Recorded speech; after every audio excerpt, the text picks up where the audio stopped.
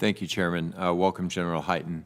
I want to say I appreciate that you have long expressed your frustration about our inability as both government and military to move more quickly in terms of acquisition as well as in terms of decision-making. And I certainly agree that we need to be more agile and responsive across the board. I think that applies to space systems, it applies to helicopters, it applies to our nuclear programs. Does it concern you that the NNSA conducted an analysis of alternatives on pit production that chose to ignore the Nuclear Weapons Council's previously endorsed plan to meet our nation's nuclear stockpile requirements, and that it also took 3 years for that analysis to move forward? So it doesn't concern me that it conducted an analysis of alternatives. I think that's a smart thing to do, but it does concern me that it took 3 years. I don't think any AOA should take 3 years. We take 3 years in the Department of Defense a lot, too. I don't know why that is, Senator. I don't know why we spend so much time. It used to be we could build something in 3 years, but now we like to study things for 3 years. But like I said earlier, Lisa Gordon-Haggerty, the new the administrator of NNSA, she called me day one and said, we're going to get you the answer. I don't have the answer yet on where we're going to go. As a member of the Nuclear Weapons Council and as a STRATCOM commander, my job is to state the requirement. The requirement is 80 pits. Right. And, oh, by the way, the first element of that is 30 pits at Los Alamos. Right.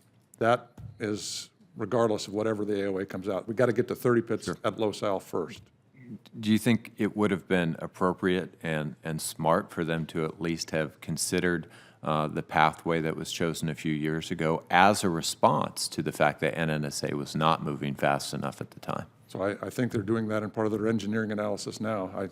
I haven't seen the results of that yet. I'll see that shortly. I think Lisa Gordon-Haggerty is committed to this body to come back I've in had the near some future. productive conversations with her. Can you talk a little bit about what any additional slip would mean in terms of our life extension programs?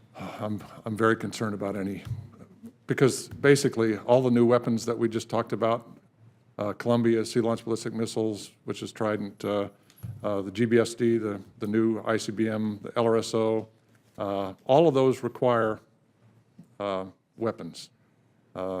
Plutonium pits that are 100 years old are not a good thing for this country.